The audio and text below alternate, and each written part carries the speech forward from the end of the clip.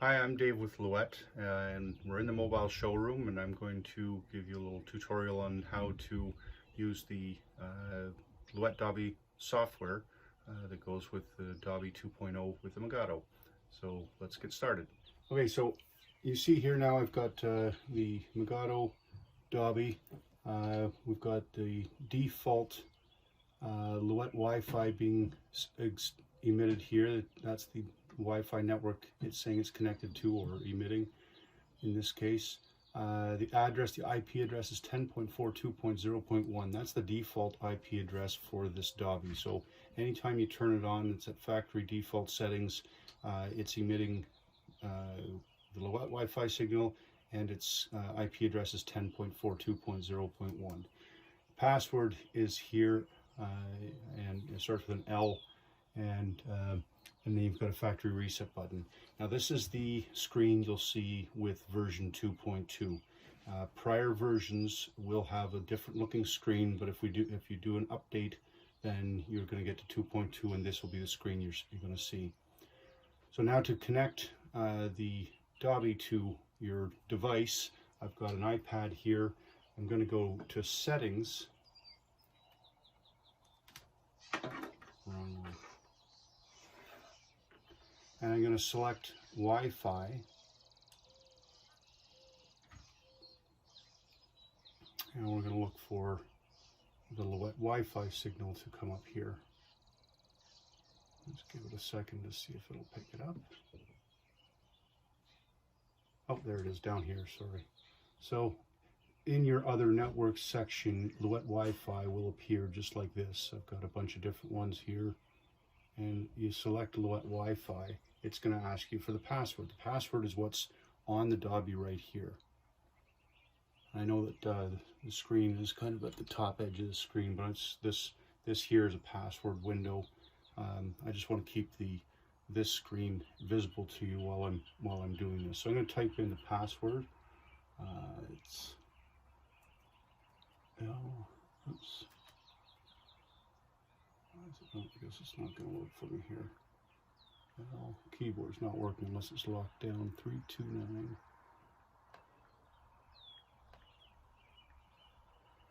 And that's the thing, you're going to have all kinds of different things that are going to be unique to your hardware that will work ever so slightly differently. But that's the principle. You need to get connected to Louët Wi-Fi. I'm going to click join now. And you can see, maybe you can't quite see. Move the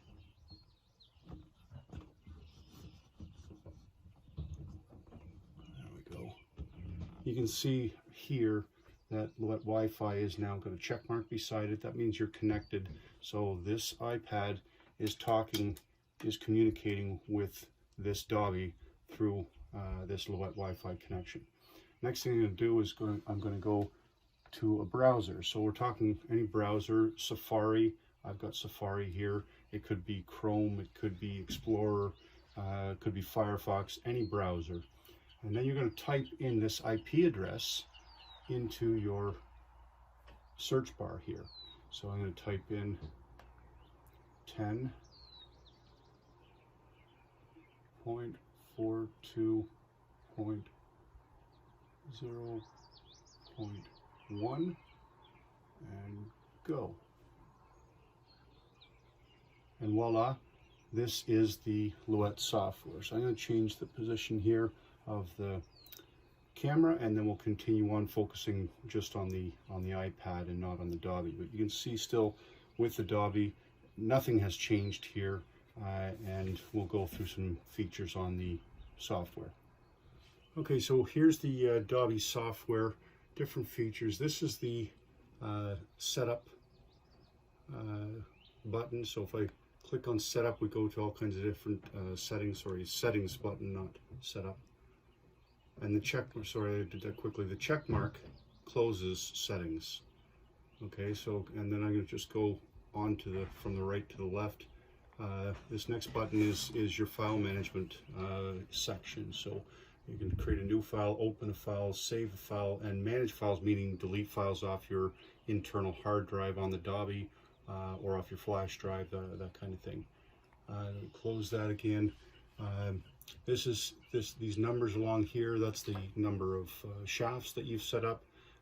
Inside settings, we can change the number of shafts right here to a different number of shafts. I'm going to say 16, select, and now your number of shafts has changed on the default open file. Getting to that point as well, when the software opens like this, it's in edit mode. That means you can see that the slide here is green. If I slide that, now it's not green, therefore it's not in edit mode. Now it's in weave mode. But by default, when you turn it on, by default, when you open up a fresh browser and pull up the software, it's going to be in edit mode. So going through here, the Louët Wi-Fi means the Wi-Fi network that it's connected to right now is Louët Wi-Fi, the default. Over here you've got your version number, the Louët logo. Up and down allows you to move your active pick upwards or downwards in your pattern file, and insert, delete is for adding lines in this edit mode. So if we go to close edit mode, you get a few different things here. You can turn on plane weave. You see here now, well, by clicking plane weave, I've got plane weave or tabby in the active screen, and I could start weaving that. There you go. My Dobby just activated and moved to the second active pick.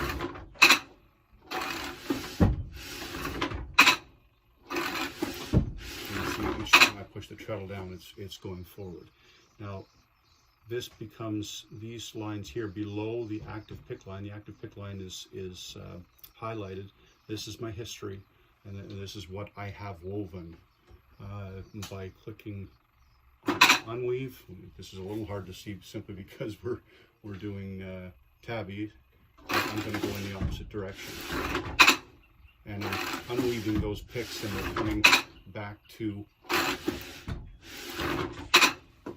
the beginning, and the history portion has gone to nothing because I've gone back to where I started from 4 picks in. You always have to shut unweave mode off if you want to continue. Here, the next and previous button, I can pop to the next and previous. And the other thing that's interesting to look at is if you want to jump to a very specific pick number, you can enter that number here, but you have to use these keys, not your keyboard. So hit the backspace, and I'm going to use the keyboard to say I'm going to go to number 5, and I hit the check mark. I guess it doesn't like that because we're in tabby. Sorry, I'll demonstrate that once we get the pattern, a regular pattern in here. So turning off the power, solenoids have deactivated. You can also manually activate, and then we'll get to. So let's get out of tabby mode by clicking on pattern, and it gets us back to your pattern file, which we haven't loaded one. So let's now, and it shows the history here of that B pick that I did. So let's go to File, Open. You've got an examples folder, just demo patterns that are on your Dobby. Pick one. There it is. Because I had power on, it went right to the first pick. Now if I push it's going back, it's still on pick 1. You can see that it was on pick 1, it showed pick 1 as the active line. I shut the solenoids off, it came back to pick 1. Now I'm going to push the treadle down. Now here's the next and previous. Now notice that when I'm clicking on next, it's not going into history. It is moving me in through the pattern.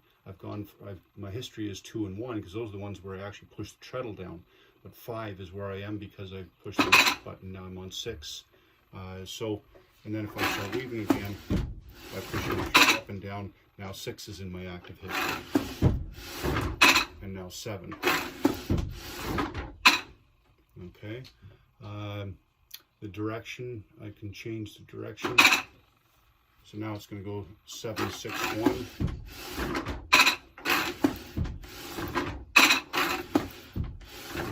So that, as you can see in here, the direction has changed from going, upwards to 7, 8, 9, 10 picks, 7, 8, 9, 10. It's going down picks 4, 3, 2, 1, etc. Then if you want to open a file off of your USB, you click USB, and here I've got a file, and there's my file, and where I can go. So just in the chat pattern,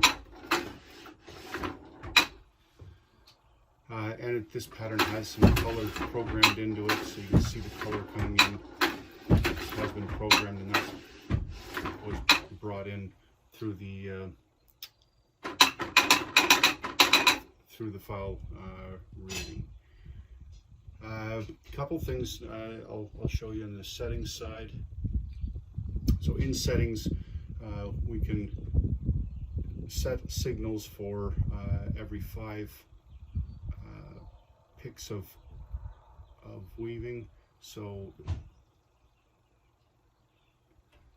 that means, any number. So I've got it set to 5. So let's make it every 8.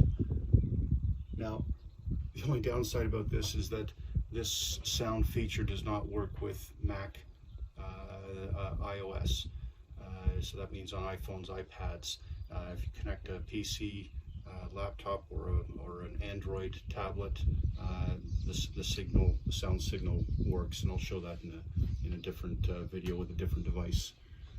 The biggest thing I want to leave you with before we call that one session is the scan here, so that with version 2.2 we can scan for local Wi-Fi's, and I can use this local Wi-Fi, it finds it, and then I can type in the password and click on connect. You're going to get that message, and then the Dobby is going to reboot as soon as it gets through that process.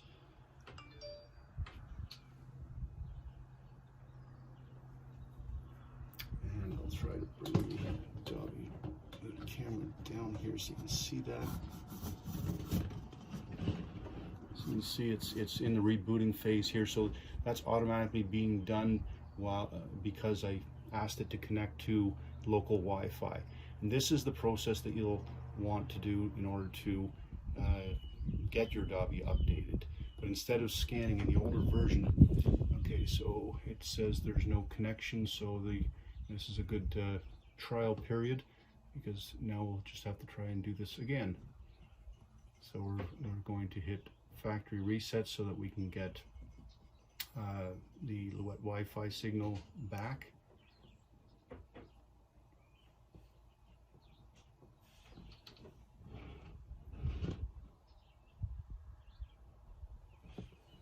And we'll just wait for that to reboot.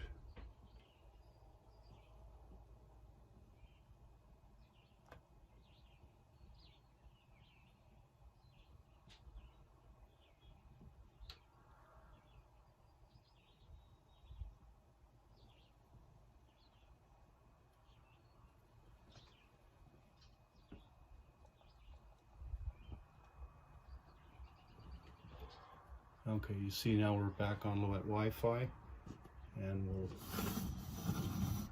up here I'll remove the password, and we can just get out of this and refresh this screen. Yeah, it's not doing anything, so start up a new browser, type in, oh, I know why. When it did the reboot, it set up a new password. So actually what we have to do is go out and reconnect to Louët Wi-Fi. And there's a new password, so we have to type that in.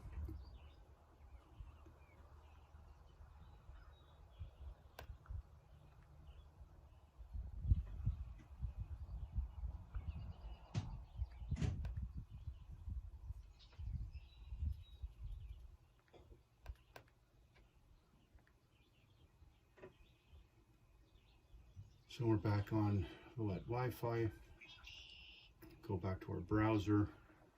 We can go back to the one that had 10.42.1, tell it to refresh, and there we are again. So then we can go back and pull up file, and you'll see that works again. So let's so that's a good example of what you might need to go through in connecting. You see how quickly I can connect, but every time that you do a factory reset, the password changes. You're going to have to insert that password again. But it's a case of going through this to get that Wi-Fi connection. So let me get this set and we'll try it again. Okay, so here we are, same place where we left off with this pattern loaded. We're going to go to settings. I'm going to try this to set up the Wi-Fi signal again. So I'm going to click on scan. We're going to click on this Mallorytown KOA. That's my local Wi-Fi here. And I'm going to try to type in my password. I use a capital. Last time that was my problem. And click connect. So it's going to go through the process again, and we're going to scoop back down to the screen here. You see it changed to starting to reboot.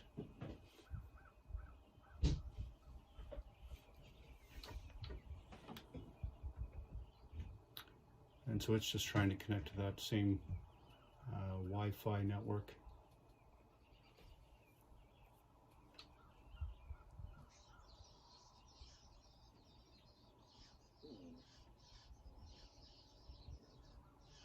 And we come back up and see, here we go. We've got KOA Mallorytown, the same Wi-Fi network that I tried to establish. And here also the IP address that it's, so that this local Wi-Fi is now issuing an IP address to this device. So now this is the IP address we want to use from here on in. Okay, so it's 172.16.0.161. So I go back up to the iPad.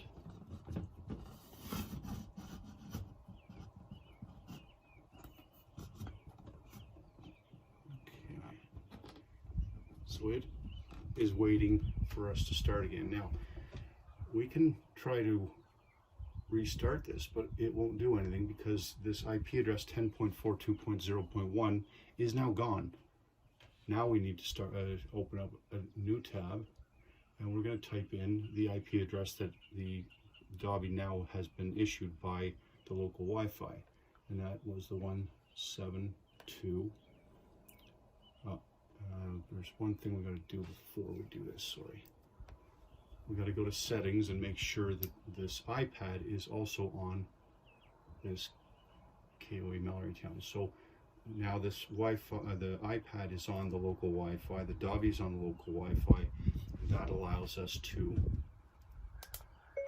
oops,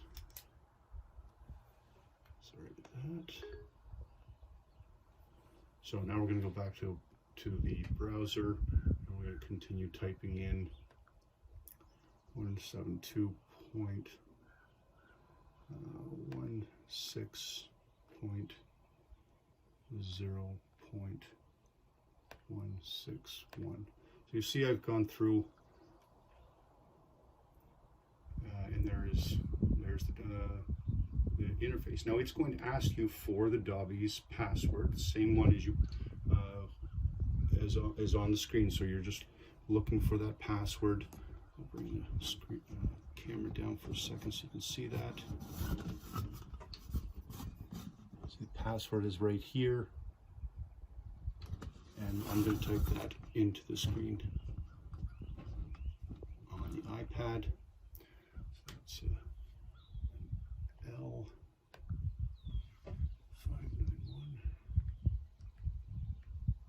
And this isn't a super duper security issue.